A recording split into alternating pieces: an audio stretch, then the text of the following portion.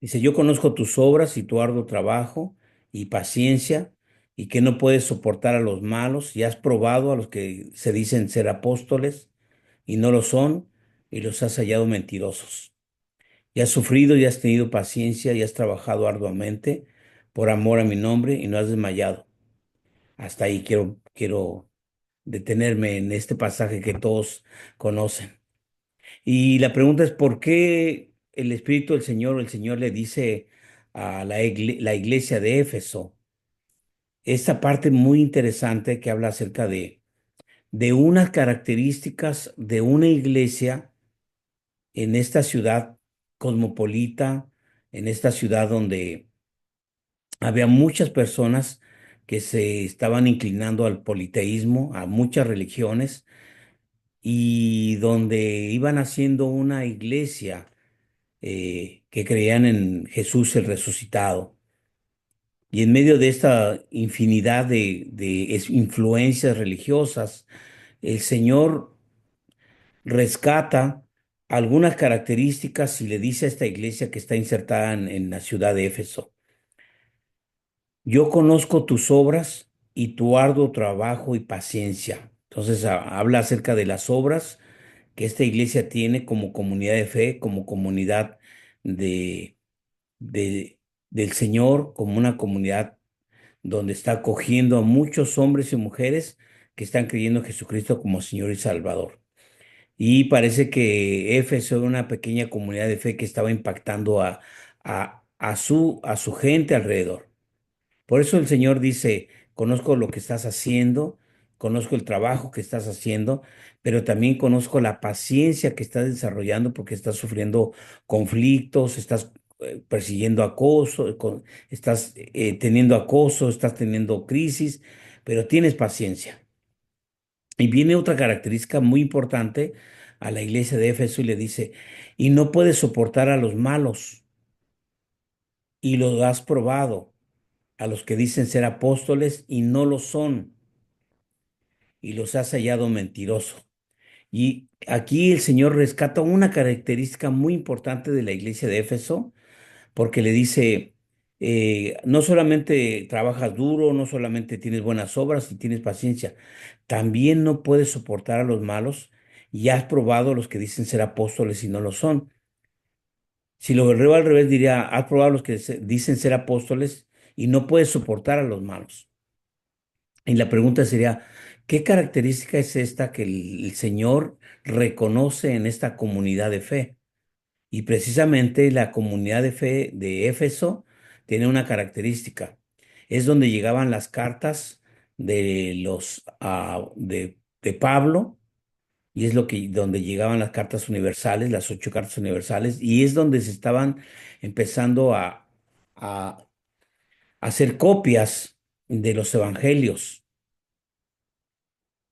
Y cuando se escribe Apocalipsis alrededor del año 94, 95, ya los evangelios se habían salido 20, 30 años atrás. Y es ahí, en Éfeso, donde se dan las copias, donde se hacen las copias. Era una iglesia que se había dedicado a estudiar mucho la Biblia, a estudiar el Evangelio de los apóstoles, donde se hacían copias como una imprenta, que no había imprenta, por supuesto, pero había hombres designados donde se hacían las copias. Y precisamente una iglesia que estudiaba la Biblia.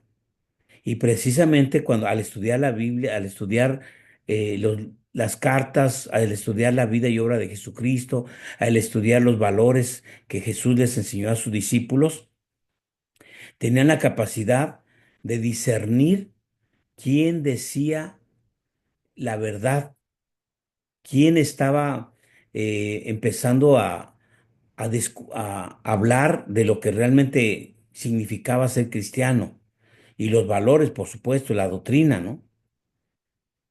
Y esa es una característica que el ángel rescata de esta iglesia.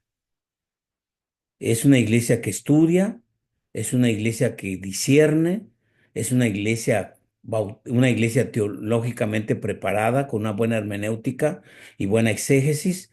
Es una iglesia que sabe lo que significa la vida, y sus valores, la vida cristiana y sus valores y principios. Por lo tanto, tenía un discernimiento bíblico para, para entonces poder discernir lo que era precisamente lo que era verdadero y de lo que era mentira. Por eso dice, has probado los que dicen ser apóstoles y no lo son y los has hallado mentirosos. Y has sufrido nuevamente y le vuelve a recalcar, y has tenido paciencia y has trabajado arduamente por amor de mi nombre y no has desmayado. Entonces, una iglesia que estudia, una iglesia que se prepara, una iglesia que discierne, una iglesia teológicamente preparada, es una iglesia que va a tener la capacidad de discernir cuando se habla de la verdad y cuando no es verdad lo que se está diciendo. Creo que tenemos claro el concepto de lo que es hoy la confusión en muchos cristianos y cristianas que se van por cualquier viento de doctrina, que se embelezan con muchos predicadores, que más que predicadores son animadores y que usan del púlpito con motivaciones ocultas donde se accede a la manipulación y donde se accede a esta parte de, de hacer cultos sensuales, pero también hablan, tal vez muy bonito, pero no es bíblico. Y eso ha pasado a través de la historia de la iglesia y aquí, si el Señor estaba escribiendo a, a la iglesia de Éfeso es porque estaba pasando algo. Y por supuesto, había todo una oferta de muchas religiones, una oferta de muchos dioses, una oferta de muchas gente que estaban siendo atrapadas. Así que no estamos muy lejanos de esta realidad. Hoy a nivel mundial se están gestando muchas nuevas religiones y hay algunas religiones que hoy vamos a analizar, donde el crecimiento, y tengo una estadística muy interesante que ustedes, así como yo, vamos a quedar sorprendidos del crecimiento, porque se hace un análisis del crecimiento de las religiones en Estados Unidos y esto no también incluye Latinoamérica y el mundo para ver cómo está siendo el crecimiento a nivel mundial. Así que bueno, quiero hacer la presentación y antes quisiera tener una palabra de oración. Y pues pedirle al Señor que nos dé discernimiento de lo alto para poder hablar de esta situación que está viviendo la iglesia cristiana el día de hoy, ante tantos desafíos, ante tantas ofertas y ante tanta gente que está hablando y ofreciendo su religión, sus conceptos que no son bíblicos. Y cómo discernir cuando es realmente el Evangelio del Señor y cuando no es el Evangelio del Señor. Vamos a orar. Señor, te damos gracias por este día y gracias por mis hermanos y hermanas que están conectados y que lo que vayamos a hablar sea una reflexión profunda a nuestra mente y un desafío para comprometernos contigo, con tu palabra y con los valores del reino. En el nombre de Jesús. Amén. Quisiera hacer la presentación de esta clase y bueno, es parte de la materia de apologética y hoy vamos a ver el crecimiento de las religiones en el mundo. Entonces, quiero empezar con este que ustedes conocen al verlo, se dan cuenta. En Washington, D.C., aquí en Estados Unidos, hay una estatua de Mahatma Gandhi. Gandhi fue un hombre de grandes ideas que han dejado un gran legado. Sin duda fue un líder político y filósofo social. Gandhi puede ser más recordado como el profesor de la desobediencia civil o por su rol en asegurar la independencia de la moderna nación de la India. ¿Qué es lo más importante acerca de Gandhi? ¿Qué creía Gandhi sobre la vida, la humanidad y Dios? Bueno, Gandhi fue un hombre amable, moral y muy religioso. Fuentes dicen que era admirador de Cristo, pero no se preocupaba demasiado por los cristianos. Ciertamente Gandhi, un gran líder y personaje histórico, tenía comunión con Dios, con sus dioses, con su Dios, al menos ganó su favor. ¿Acaso el objetivo de la religión no es ser sincero y moral? Después de todo, no enseñan básicamente lo mismo todas las religiones del mundo, comunión con el divino y una cooperación amorosa en la tierra, porque hay mucha gente que dice, no, con que tú seas bueno, con que no hagas mal a nadie, ¿no? Y bueno, realmente hay mucha gente que es buena, ¿no? Hay mucha gente que dice, uy, bueno, no fuma, no toma, saluda a sus vecinos, da limosnas, etcétera. Pero realmente eso significa el cristianismo, ser moralmente bueno, o cuál es entonces lo que nosotros estamos propagando, porque entonces hay gente que llega y que nos conocemos, y, pues todas las religiones llevan a Dios, ¿no? Pues con que seas bueno y no des problemas, o que seas bueno y realmente no hagas mal a nadie, ¿no? Entonces podríamos empezar a meternos en un pensamiento muy, muy sutil, en que mucha gente va a la iglesia como cristiana, como ir a misa. Es como cambiarse de una religión a otra y decir, bueno, mientras no fume, no tome, no tenga pleitos, todo está bien. Y aquí podemos tener mucho cuidado en este pensamiento religioso, ¿no? Y bueno, debemos explorar la enseñanza del hinduismo, del budismo, del islam. También responderemos tres preguntas. ¿No enseñan lo mismo todas las religiones del mundo? ¿Es Jesús el único camino? ¿Qué hay de aquellos que jamás han escuchado? Y eso nos lleva a esta reflexión, ¿no? Porque precisamente la apologética es la defensa de la fe, la defensa de los valores cristianos, de lo que nos enseñó Jesucristo. Recuerden que nosotros los cristianos debemos leer la Biblia y la vida y la historia de Cristo hacia atrás y de Cristo hacia adelante. Nuestro punto de vista y de referencia somos cristocéntricos. Somos cristocéntricos, y nuestra visión es de Cristo hacia adelante y Cristo hacia atrás, porque el punto de referencia para nuestra vida y nuestra reflexión es desde la pastoral, la teología, el pensamiento, los valores de Jesucristo. Por eso es tan importante esta parte, ¿no? Porque tenemos que reflexionar sobre las propuestas que están. Y bueno, nada más quiero presentar la primera gráfica, los porcentajes de las religiones del mundo.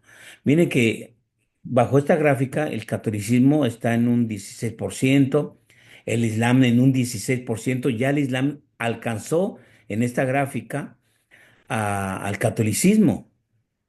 No religiosos, hay gente que se dice agnóstica o atea, que no cree en nadie, que dice, no creo nada, pero tampoco tengo como razonamientos para sí creer, ¿no? Bueno, hay mucha gente que no cree, que se considera atea. También el hinduismo en un 12%, el budismo en un 11%, étnicas en un 10%, y así se va. Religión tradicional de China, estamos hablando del 9%, ortodoxos, protestantismo en un 4%, que ahí entramos nosotros, ¿no? Y bueno, ahí vienen otras religiones, sintoísmo, sojismo, judaísmo, y el judaísmo parece que está muy, muy pequeño. Así que bueno, entonces son las religiones. Y aquí quiero presentarles una gráfica, digo, en video, sobre el crecimiento de las religiones desde 1800 al 2100. Y ahí entran las religiones con más creyentes en el mundo. Pero ¿cómo va a ir dando ese crecimiento? Yo quiero presentarles esto porque me pareció sumamente importante, porque así vamos a tener un panorama, cómo las religiones han ido creciendo del año 1800, y cuál es la perspectiva hacia adelante, o sea, al año 2100, que nos faltan 75 años. No creo que algunos de los que estamos aquí lo lleguemos, pero nuestros hijos y los nietos, primero Dios, van a vivir eso. Y yo digo, hermanos, esto nos tiene que hacer pensar, porque esto que vamos a ver va a ser impactante para nuestra vida. Y para los que vivimos en Estados Unidos es más impactante, porque aquí en Carolina del Norte, Algunos pastores lo estábamos comentando, esto se está haciendo la mezquita más grande de todo Estados Unidos.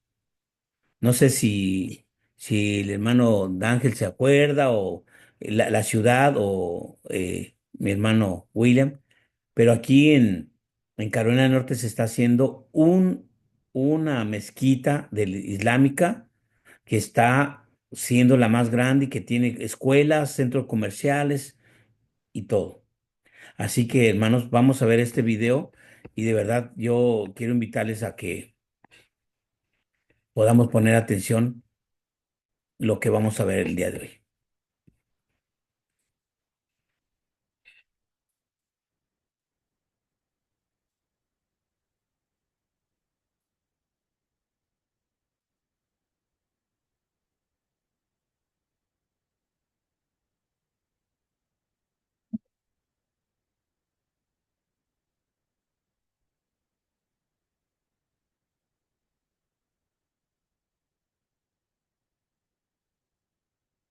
Eso fue en 1806 y vayan viendo cómo va avanzando los años y las religiones tradicionales. El cristianismo estaba en tercer lugar, el hinduismo en cuarto lugar, el islamismo en quinto lugar. Yo quiero que vayan viendo los años, cómo van cambiando en base a toda esta parte del trabajo que hacen las religiones.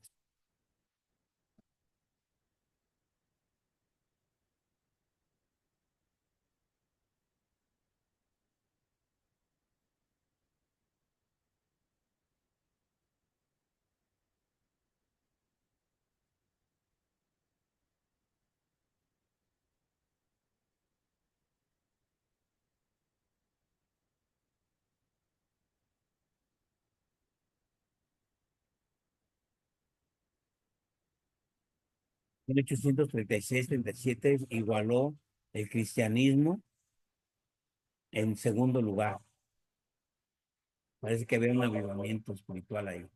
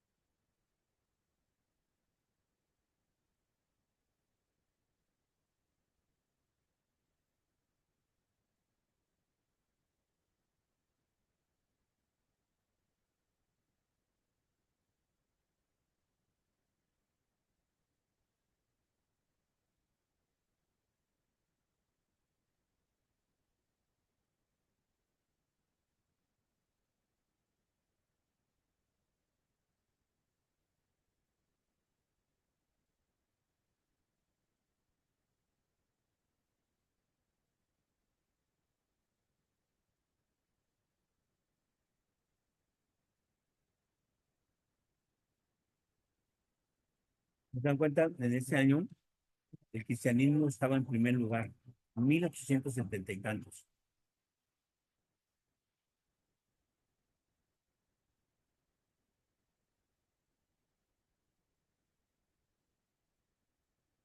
Grandes movimientos que hubo en Europa dieron un auge grandísimo del cristianismo en el mundo.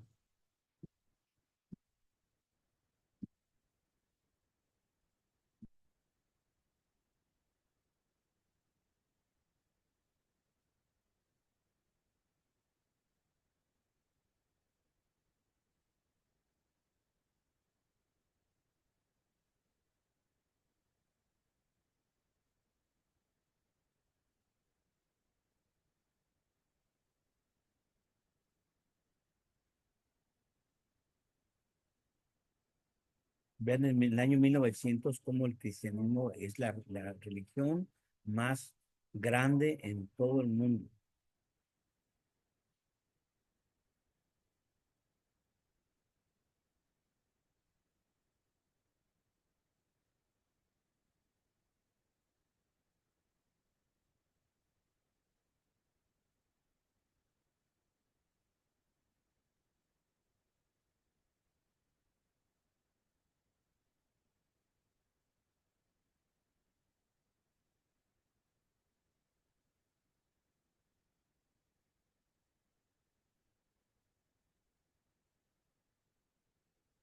después de la Primera Guerra Mundial, vean en auge.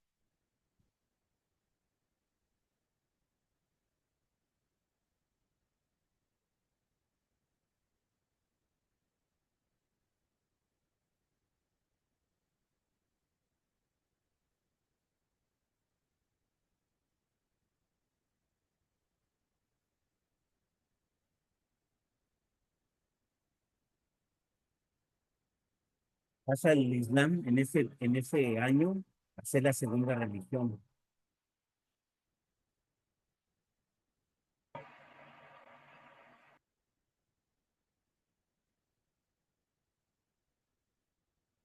Va terminando la Segunda Guerra Mundial.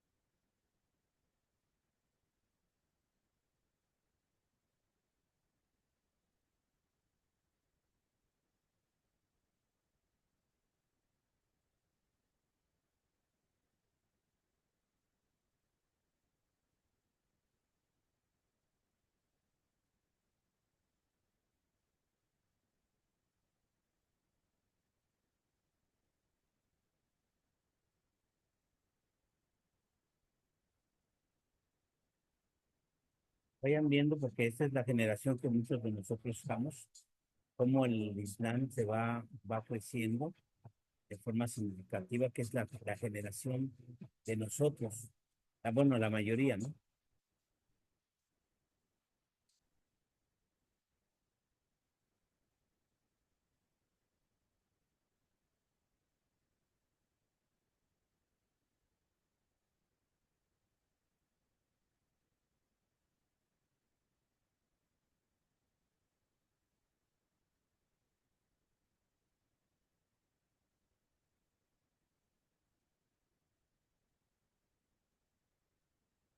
Vean que está llegando al año 2000, empieza a haber un estancamiento de la iglesia cristiana y empieza a crecer mucho en el Islam.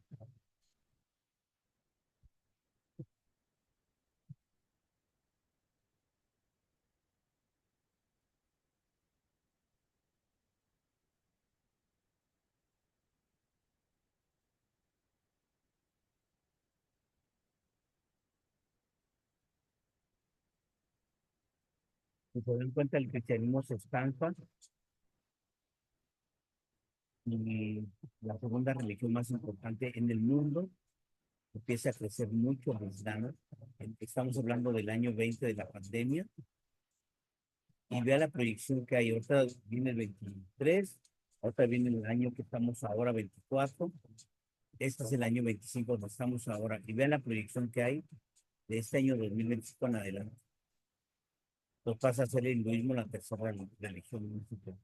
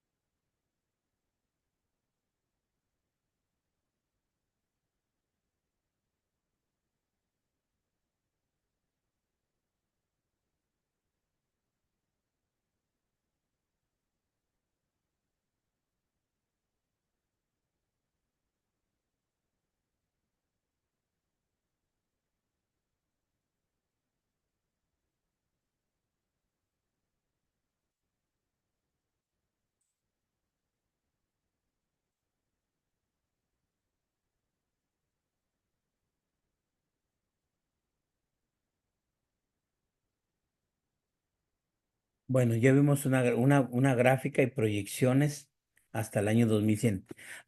Si ustedes me pueden escribir en el chat qué sintieron o qué piensan en una frase al ver esta gráfica, el crecimiento grandísimo que hay en el Islam y que muchos de nuestros hijos, nietos y bisnietos van a tener, algunos van a inclinarse en este país y en todo el mundo a convertirse al Islam y la iglesia se quedó estancada. Algunos dicen que da miedo, ¿qué más? Y dentro del Islam, y bueno, y quiero decirles la otra parte, que ahí en religiones del mundo, en esta gráfica que acabamos de ver, están incluidos los católicos, ¿eh? O sea, no nomás es puro cristiano. El protestantismo, estas religiones, está incluido el catolicismo. Así que, incluyendo los católicos y todas las religiones presbiterianos, metodistas, adventistas, pentecostes, en todo el mundo está la proyección que hay dentro de 75 años es de que el Islam va a ser la religión más fuerte y más importante, donde va a haber muchos conversos hacia el Islam. La iglesia se quedó estancada y aquí en Estados Unidos no es un secreto que hay iglesias donde se están cerrando, templos que se están regalando, vendiendo. Hay iglesias donde también ahora ya son restaurantes. Todavía en Carolina del Norte hay algunas iglesias que se los venden a los latinos que están creciendo un poco más, pero no lo suficiente. Entonces algunos hermanos dicen, bueno, eh, el catolicismo está conjunto, sí, con el cristianismo, ahí sí, se mezcla todo. Da miedo, no estoy sorprendida, pero es alarmante. No van a tener la oportunidad de conocer a Jesús como el Salvador, tristeza, etcétera, ¿no? Pues esta es la realidad, hermanos. Por eso es tan importante que hablemos de esto, ¿no?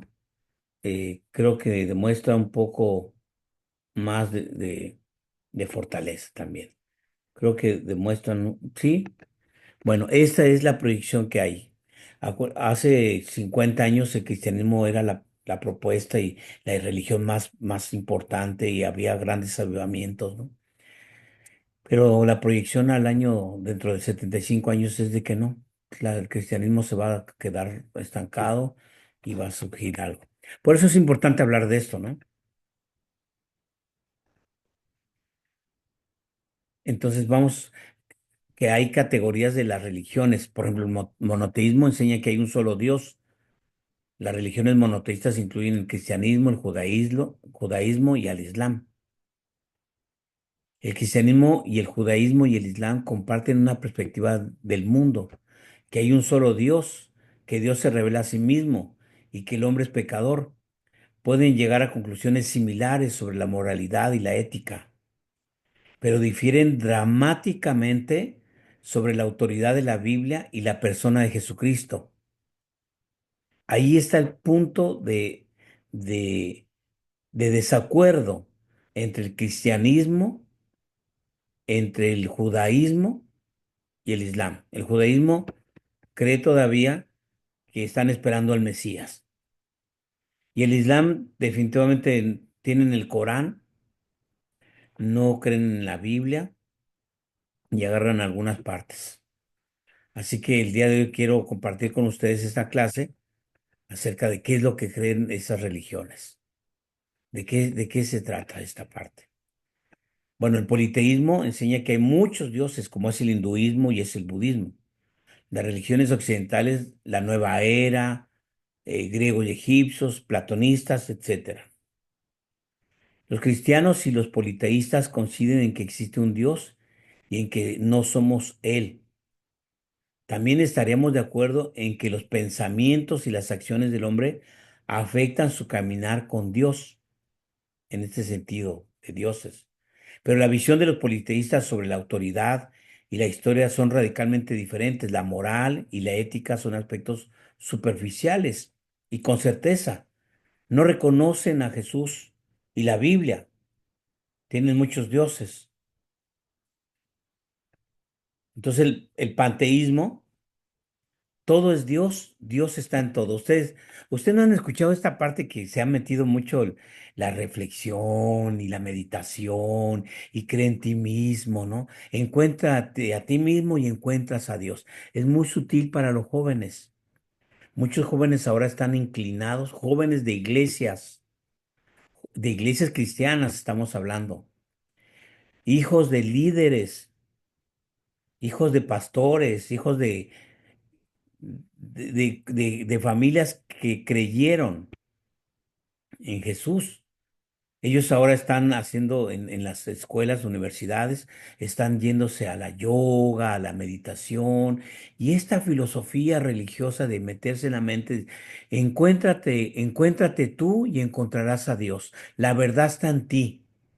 Y es muy sutil la forma en que las otras religiones están alcanzando a la juventud, porque precisamente los cristianos nos hemos quedado en un discurso muy demagógico, en un discurso de, pues, eh, estas iglesias que no hay una propuesta de reflexión teológica más profundo para los jóvenes, ¿no? Para los matrimonios jóvenes, para la gente, ¿no? Entonces, otra es mucha religión. Pero bueno, aquí esta parte. El panteísmo sostiene que todo lo que existe es manifestación de lo divino. El universo, que ahora hay mucha inclinación hacia allá, la naturaleza, que hay mucha inclinación hacia esta reflexión y que el, que el mantra y todo esto, ¿no? Y el ser humano no son distintos de Dios, sino que son Dios mismo. Esta cosmovisión está presente en formas clásicas del budismo, en el budismo zen y en diversas expresiones del animismo. Aunque estas tradiciones religiosas varían en sus matices, comparten la idea central de que lo divino está intrínsecamente unido, o sea, incluso es idéntico al mundo material e inmaterial. Por eso este pensamiento filosófico desde atrás, ¿no? Encuentra la naturaleza, encuentra al Dios Sol, encuentra las estrellas.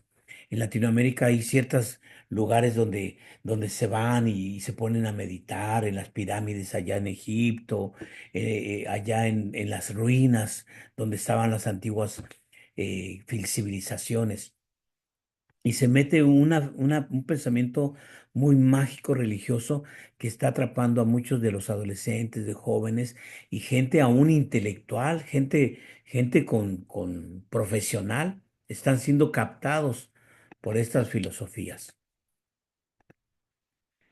Por eso decimos que desde una perspectiva cristiana existen diferencias fundamentales con el panteísmo. En primer lugar, el cristianismo afirma que Dios es creador y que su creación, aunque buena y reflejo de su gloria, no es divina en sí misma.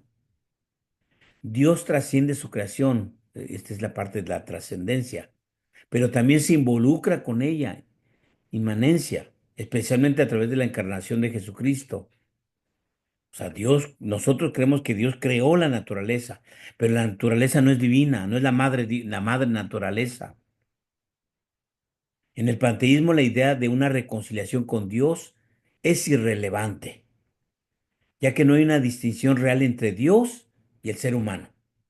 Algunos incluso afirman que el ser humano es en esencia Dios, es lo que les planteaba el asunto ahí. Encuéntrate a ti y encuentras la verdad. Encuéntrate a ti y encontrarás la divinidad. Tú eres un ser divino, un ser de luz. Este es el pensamiento. Y muchos de los jóvenes están con esta idea de yo soy un ser de luz. La verdad está en mí. Algunos incluso en afirmar que el ser humano es esencia de Dios. Esta noción contrasta profundamente con la visión cristiana del pecado, la caída y la necesidad de la redención mediante Jesucristo. Aquí sí hay verdades radicales. La pregunta es que si nosotros no enseñamos estas verdades claramente, pues entonces va a haber una confusión. Además, aunque los panteístas pueden tener un concepto de la verdad, generalmente la consideran inalcanzable o relativa. Desde su perspectiva, figuras como Jesús o textos como la Biblia pueden ser valorados, pero no como verdades absolutas, sino como herramientas útiles si ofrecen algún beneficio práctico o espiritual. Y esta aquí partimos de de una esencia muy radical, hermanos. ¿Qué se está predicando y qué se está enseñando en las iglesias cristianas?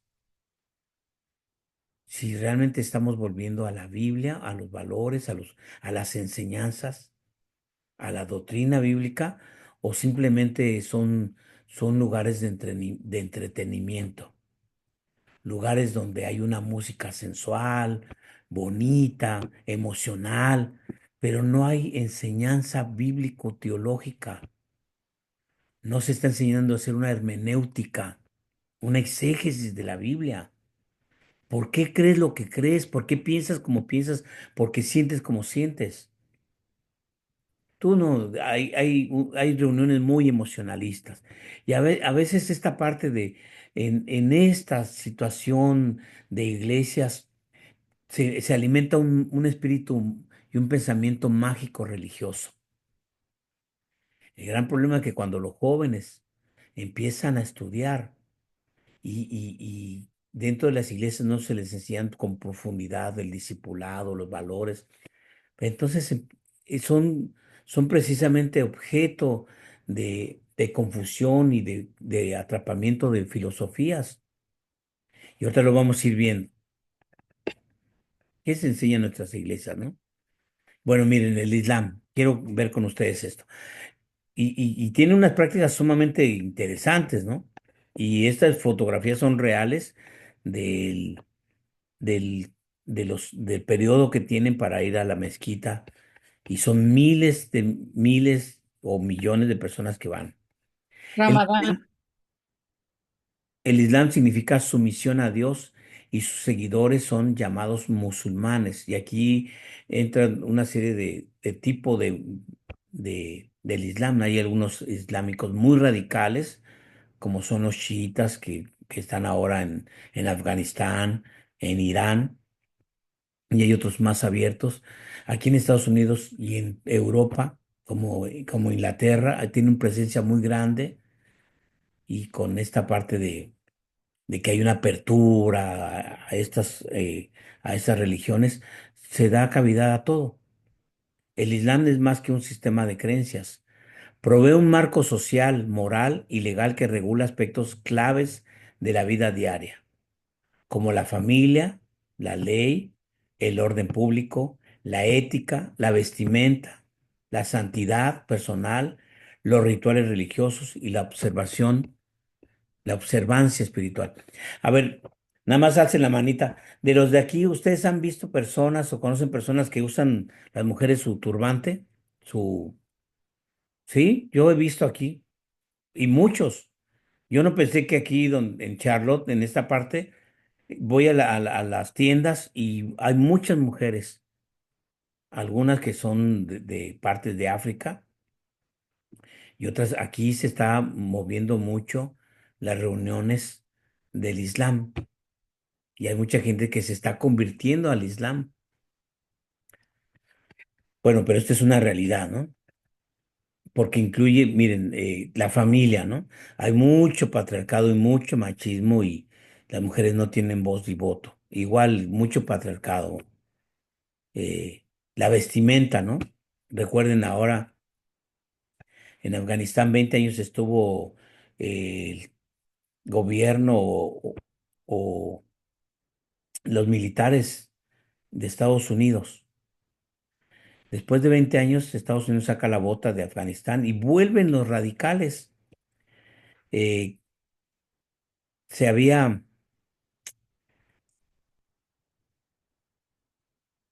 ok, eh, se había como progresado, eso se llama en sociología progreso social. Se había llegado a un proceso y a un progreso social en Afganistán, donde las mujeres se quitaron la burka, lo que venían cubiertas se quitaron. En 20 años las mujeres pudieron estudiar, Algunas eran médicas, profesoras, se metieron a las oficinas, se empezó a occidentalizar Afganistán y estaba el nivel de progreso y de igualdad, estaban siendo los derechos humanos hacia las mujeres progresando. Hace algunos, no hace algún 4 o 5 años, no sé si un poco más, Estados Unidos decide retirarse de Afganistán. Y entonces nuevamente entran los islámicos radicales, como los chiitas y algunos otros más, y empezaron a primero a prohibir que las mujeres estudiaran, y después empezaron a prohibir que las mujeres se vistieran como en Occidente. Las obligaron a ponerse la burka. Empezaron a prohibir que las mujeres no podían enseñar, y después las mujeres no podían ir a la escuela. Las mujeres no podían ir a la universidad. Y las metieron, las sacaron del trabajo, de las oficinas, de las universidades, las obligaron a ponerse la burka. Las niñas tenían que estudiar el Corán, obligatoriamente todas las mujeres. Y no hace más de un año que prohibieron que las mujeres podían silbar.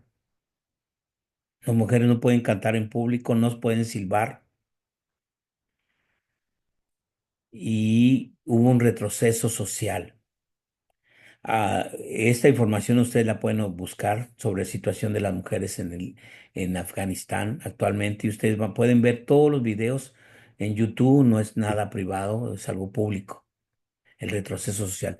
Esta es la parte de Islam, los islámicos radicales. Hay islámicos más liberales, más eh, que usan otras partes de acuerdo al contexto en el que estén. Eh, Hoy existen más de 1.000 millones, actualmente en el año 2025, más de 1.000 millones de musulmanes en el mundo, mayormente en regiones como Medio Oriente, Indonesia, Pakistán, Bangladesh e India. Esta religión monoteísta fue fundada en el año 622 después de Cristo por Mahoma, quien es considerado por sus seguidores como el último profeta a través del cual Alá reveló su mensaje definitivo a la humanidad. El Islam reconoce a profetas anteriores como Adán, Noé, Abraham, Moisés y Jesús, aunque no los considera divinos ni los interpreta de la misma forma que el cristianismo. Mahoma comenzó su predicación en la Meca, pero debido a la oposición se trasladó a Medina, y en el año 632 después de Cristo, al momento de su muerte, Mahoma y sus seguidores ya habían tomado el control de la Meca y gran parte de la península arábiga. El Islam ha sido una religión misionera, o sea, es proselitista desde sus inicios, promoviendo la expansión de la fe, a veces por medios pacíficos y otros contextos mediante yahai, yihad, término que puede referirse tanto al esfuerzo espiritual como a la lucha armada. Y ustedes han de saber esta parte, que inclusive pueden ver un documental que hay en Netflix sobre el atentado que sufrió Estados Unidos en el año 2001 con las Torres Gemelas, y que precisamente este hombre que era súper buscado, Osama Bin Laden, era islámico, y ustedes van a ver el pensamiento que radica ahí de fondo es eh, el Islam está en contra de los que están eh, en contra de los infieles. Y hay algunas doctrinas del Islam que motivó a grupos radicales a este tipo de enseñanzas, pero también de acciones bélicas, como atentar contra la vida y con los atentados. Ustedes pueden ver también documentales acerca de esta relación y esta situación que hay. Sí, Avi.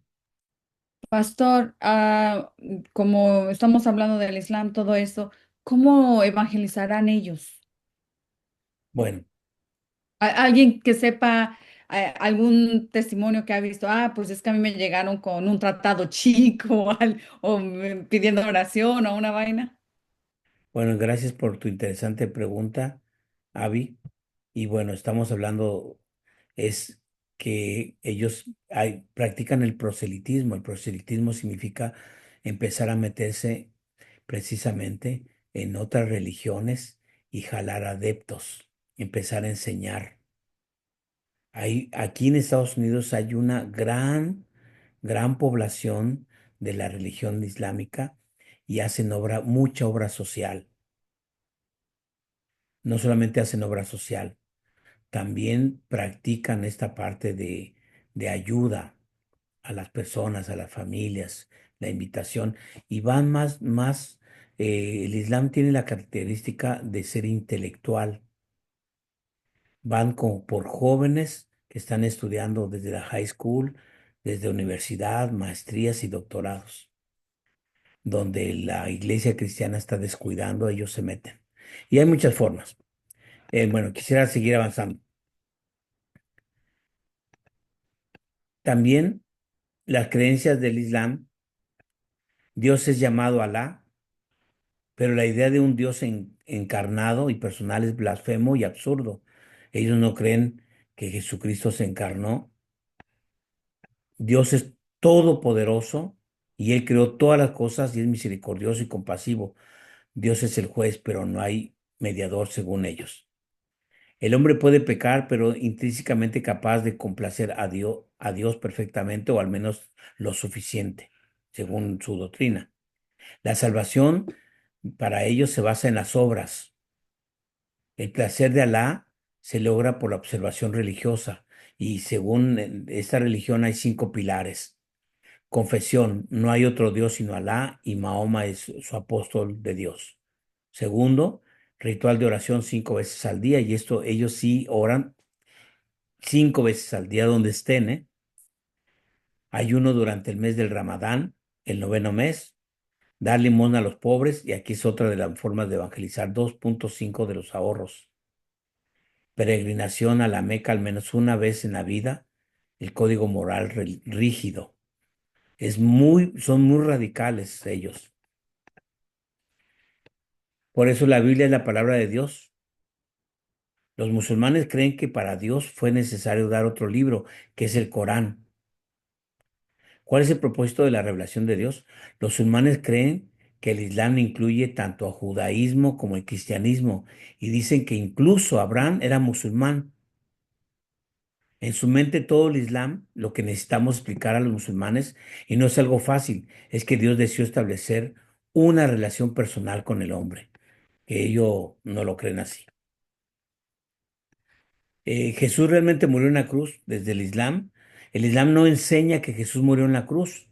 Hay un versículo en el Corán que dice, no le mataron ni le crucificaron, sino que les pareció así.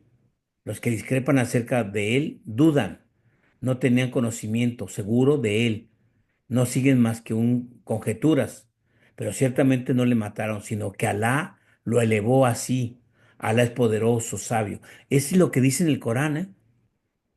En la mente del musulmán, este versículo dice que Dios es tan misericordioso que nunca podría permitir que un profeta tan maravilloso como Jesús fuese crucificado por sus enemigos los judíos.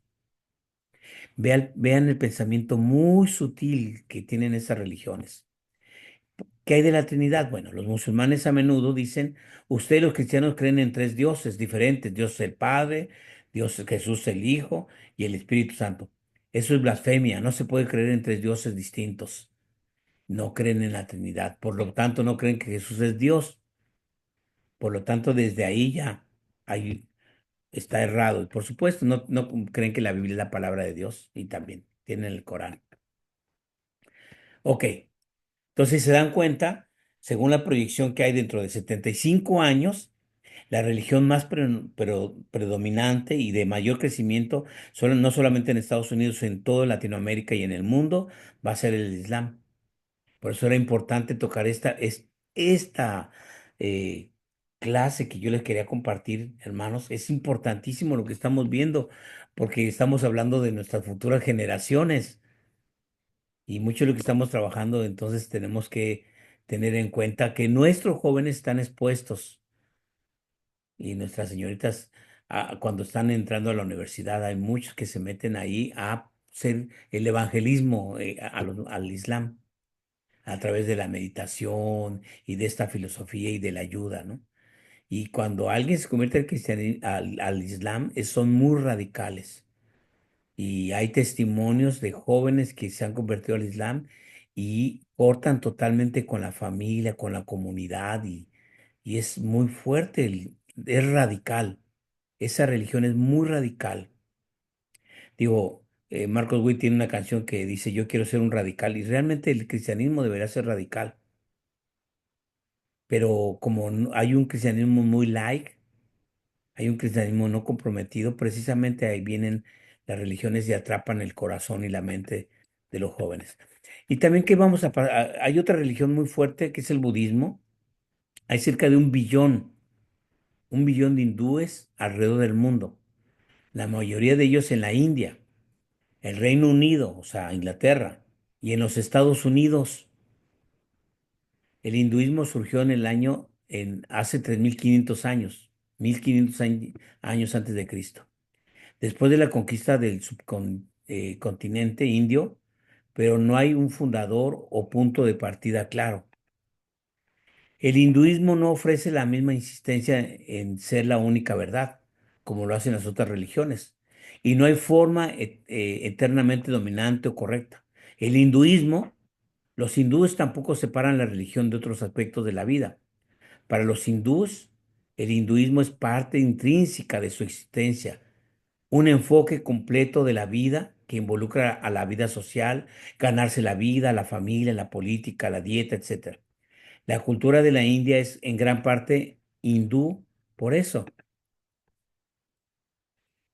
las creencias del hinduismo. No hay una sola idea hindú sobre Dios. Existe Brahman, el absoluto, el espíritu impersonal, el omnímodo y muchas deidades menores. Podré decir que hay un Dios entre muchos dioses en el hinduismo. El hinduismo se basa en las obras, porque detrás de la práctica hindú está la creencia de que todas las almas son eternas y responsables de sus propios actos. El karma es la deuda de las malas acciones por las que uno debe expiar, de manera que cada alma queda atrapada en un ciclo de nacimiento y muerte y luego el renacimiento. El karma no es igual al juicio en el cristianismo, es automático, impersonal y recurrente. Y si se dan cuenta, parte de la cultura que hoy manejamos es decir, ay, es tu karma, te pasó algo por el karma, ¿eh? Te va así por el karma. Entonces, si se dan cuenta cómo esta religión, tanto el Islam como el budismo, el hinduismo se está metiendo en nuestra cultura aún cristiana. Ahora falta que dentro de las iglesias digamos, hermano, a usted no le va mal por el karma y porque no diezma, ¿no? Entonces, es esta parte del pensamiento y de la cultura que se va metiendo de otras religiones en el pensamiento nuestro, ¿no? Ahora, la historia importa, claro, la perspectiva cristiana de la historia es extremadamente diferente, lineal versus circular, como en el hinduismo. Para los cristianos la historia tiene un propósito, porque tiene un comienzo y un fin. El hinduismo enseña un ciclo sin sentido. ¿Cómo es Dios? Para los hindús el hombre es la manifestación de la fuerza impersonal de Brahman, pero no tiene valor individual. Sin embargo, los cristianos creen que el ser humano es creado a imagen de Dios. Por ello posee un valor inmensurable para Dios personalmente, tan personalmente que Él se entregaría a sí mismo para salvarnos. Además, los cristianos creen que Dios es único y se encuentra separado de la creación, no es simplemente una parte de ella. Aquí hay algo radicalmente que nos divide del hinduismo. ¿Cuáles son las consecuencias de nuestras acciones? ¿Estamos de acuerdo con los hindúes que no hay consecuencias, que hay consecuencias eternas por nuestras acciones? Ellos no creen en la idea del pecado contra un Dios santo, solo en acciones erróneas que pueden ser solucionadas. En nuestra apologética deberíamos de ser claros en que los cristianos creen en una visión más profunda del pecado y sus consecuencias. Por eso, como alguien se convierte al hindú o cristiano, los cristianos en realidad concuerdan con los hindúes en que nadie puede ser obligado a creer y que la tolerancia y la aceptación son valores importantes. Pero el hinduismo reemplaza la resurrección con la reencarnación. Cuidado, hermanos, ¿eh? Y por tanto a la gracia como la fe, con obras humanas. Para ellos, la salvación es un ciclo de nacimiento, muerte y renacimiento. Para los apologistas cristianos, el desafío es ayudarles a ver que la salvación realmente es la eternidad en el cielo con un Dios bueno y personal por lo que Cristo ha hecho por nosotros. No creemos en la reencarnación. Hace poco Lupita estaba enseñando a un grupo de niños y estaba hablando acerca de la salvación, de lo que significa. Y una niña, tendrá 9 años, dijo, yo he escuchado que hay reencarnación. Miren la niña, ¿eh? En la escuela le dijeron esto. Y yo quiero reencarnar en una mariposa. Y Lupita se quedó, dice que se quedó sorprendida, porque ya a los 9 años, en la escuela pública aquí en Estados Unidos que va, se está mencionando esta parte de la reencarnación. Y nosotros pareciera como que, los niños, vamos a ponerles una película, ¿no? Los niños, no, no, entretenimiento. Pero no hay una educación cristiana profunda, no hay una educación cristiana de valores. Cuando llegue la adolescencia y después la juventud, ahí entonces van a sacar esta filosofía que se le está metiendo a los niños. Hay algunos también que no conocen bien la palabra de Dios y dicen, pues miren, no sé si haya, yo sé que yo soy salvo y que Dios me va a llevar a la eternidad, pero por cualquier cosa me gustaría reencarnar y dicen, entonces hay toda una confesión porque no hay claridad en lo que se cree. ¿Quién es Jesús? Los hindúes creen que Jesús es una manifestación divina, pero no más especial que otras. Los cristianos creemos que Jesús es Dios y que nosotros fuimos creados para tener una relación con Él. Vean esta parte porque a veces no se enseña esto en las iglesias. Esto se enseña en una materia del seminario, ¿no? Pero esto deberíamos enseñar, toda la iglesia debería saber esto. ¿Cuál es la diferencia? Y bueno, ahorita les voy a compartir esto. Hasta aquí quiero llegar con esta presentación, nada más de de las tres cosas que hemos visto, eh, que es precisamente la parte que estamos hablando acerca del panteísmo, del Islam y del budismo. Son solamente tres y hago esta acotación porque la religión que será más fuerte en todo el mundo, según los que están estimando el crecimiento de las religiones, dentro de 75 años, el Islam en todo el mundo va a ser la religión más fuerte y más importante. Después seguirá el cristianismo y eso en todas las denominaciones protestantes tradicionales, en las nuevas, incluyendo a los católicos. Así que esta es la realidad que se está viviendo y también quería como poner en balance las diferencias entre el panteísmo, el islam y el budismo para que tuviéramos una idea muy clara. No, no quisiera dejarlo con la angustia, hermanos. Dios es el Dios de la historia y esto nos podría desafiar entonces a entender las diferencias y a comprometernos a una educación cristiana más profunda, a una reflexión teológica verdadera y a enseñar en nuestras comunidades de fe una hermenéutica saludable y hablar precisamente de los valores, ¿no? Hablar de los principios, que no tengamos miedo a hablar y hacer reflexionar. Los niños ahora que están en la generación Z, los niños saben más. ¿Por qué no enseñar desde los niños, los adolescentes, una educación cristiana saludable, donde haya reflexión teológica y donde sepamos las diferencias? ¿Con qué limpiará el joven su camino? Con guardar su palabra. En mi corazón he guardado tus dichos para no pecar contra ti.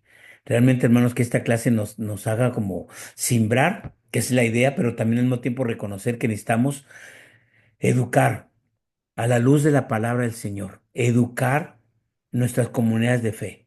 No solamente los pastores, los misioneros, los mili, no. La iglesia debe estar educada. Y si la iglesia no se educa, entonces no vamos a ser como la iglesia de Éfeso, que que Dios conozca nuestras obras, que Dios conozca nuestra paciencia, pero también el discernimiento para entender quién dice la verdad y quién no dice la verdad. Si tenemos una iglesia educada a la luz de a la luz de la Biblia, vamos a poder discernir si alguien viene con otra propuesta teológica y si realmente los que están arriba realmente están preparados, decir, ¿por qué está diciendo esto? A mí me encanta que los jóvenes digan, a ver, pastor, ¿por qué usted dijo esto? No entendí, explíqueme. Me encanta que los jóvenes me digan, no que nomás acepten las cosas que se dicen desde el púlpito de un maestro, nada más así. Debe haber reflexión teológica en nuestras comunidades de fe. Si no hay reflexión teológica, estamos expuestos.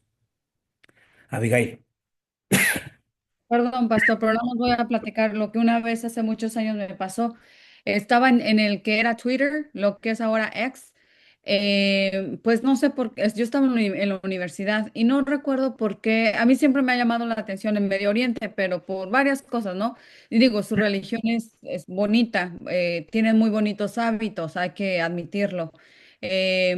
Hábitos que a lo mejor sí serían dignos de imitar hasta cierto punto, ¿verdad? Y yo le preguntaba no me acuerdo cómo se les dice a esa gente que enseñan, en vez de que sean rabís o pastores, no recuerdo cómo, tienen un nombre. Y yo les decía, oigan, ¿ustedes creen en la Trinidad? Y me daban vueltas y vueltas. Y yo les decía, oigan, para ustedes existe el pecado y no me decía nada. Y hasta que uno me dijo, mira, si tú quieres el Corán, no se puede estudiar así como así, tienes que tener varios cursos para poder entenderlo. Ya después dije, no, pues ya me aburrieron. O sea, imagínate, yo queriendo investigar más de ellos y que me salgan con esas cosas de que tengo que tomar un curso para entender el Corán, pues qué desilusión. Y también me gustaría comentar que hace poco tiempo leí un libro muy chiquito acerca de lo que era el Islam y es un libro que acá tiene mi esposo. Y el autor decía que en pocas palabras, y una vez se lo comenté a usted, pastor, Mohammed sufrió mucho. El hombre desde muy chiquito fue huérfano, lo vendieron. Cuando fue adolescente, una mujer rica lo compró. Después, con el tiempo, ella se convirtió en su primera seguidora. Después él se quiso casar o se casó con su sobrina de 10 años. O sea, su historia fue muy fea. Creo que y se refleja, creo que todo su trauma se refleja, con mucho respeto lo digo, pero de manera muy, muy objetiva. Creo que su trauma de vida se refleja en las teachings, en las enseñanzas que él dejó y que lamentablemente permeó a un montón de gente. gracias, Abby. Gracias, muy interesante. No hace mucho estuve en un encuentro, en un congreso, y hablé con uno de los líderes cristianos de ese congreso. Y yo me quedé muy sorprendido cuando él me dijo, yo viajé a Pakistán. Dice, platicando conmigo, me dijo, tú deberías de ver, ellos son tan buenos en la familia, los valores que tienen, de verdad ellos son los hermanos nuestros, los hermanos, porque yo los veo como hermanos. Y ellos de verdad que me gustó su forma de ser, de platicar y de enseñar, y tienen valores. Digo, tienen el Corán, ¿verdad? Nosotros tenemos la Biblia, pero somos igual. Es exactamente lo que Jesús dijo, erráis porque no conocéis la escritura. Y precisamente tenemos que empezar desde los pastores y líderes a educarlos en lo que es la apologética, la defensa de la fe desde la palabra de Dios. Quiero mostrarles la publicidad que hay y que esto sirva como preámbulo para la invitación. Hermanos, Camino University abre los espacios para poder hacer una reflexión teológica y educativa. Y tenemos 3 clases que vamos a dar. La doctora Lupita va a dar una clase y quiero presentárselas. Y su servidor va a dar otra y el doctor, primero quiero empezar con Lupita. Lupita va a dar la clase de introducción al Nuevo Testamento que inicia en este mes de 23 de junio, lunes 23 de junio. Y este curso ofrece una visión general del Nuevo Testamento. Estudiaremos el propósito particular, los mensajes centrales y los temas teológicos de cada libro. Este, si ustedes me escriben, con gusto yo les puedo hacer llegar esta publicidad y por supuesto esta grabación que va a quedar. También en español, esta introducción general a la Biblia que yo la voy a impartir. Esta clase ofrece una visión general de toda la Biblia, desde el Génesis hasta el Apocalipsis, la estructura, los temas y el contexto histórico. Y para los que digan, bueno, yo me aviento en inglés, pero también tenemos, aquí están las tres clases, dejen presentar lo de, ay, el pastor Steve no lo sube. Aquí está, el pastor Steve tiene una clase en inglés, que es Introducción al Nuevo Testamento, es presencial en Canápolis, pero esas son las tres materias que estamos ofreciendo en Camino University. Y los lunes puede agarrar la materia con la doctora Lupita o el primer nivel con su servidor, Introducción a la Biblia. Iniciamos el 23 de junio y el doctor Steve el 25, pero es solamente en inglés y presencial. Así que si usted está interesado, escríbame por favor y con gusto nosotros podemos eh, ofrecerle información.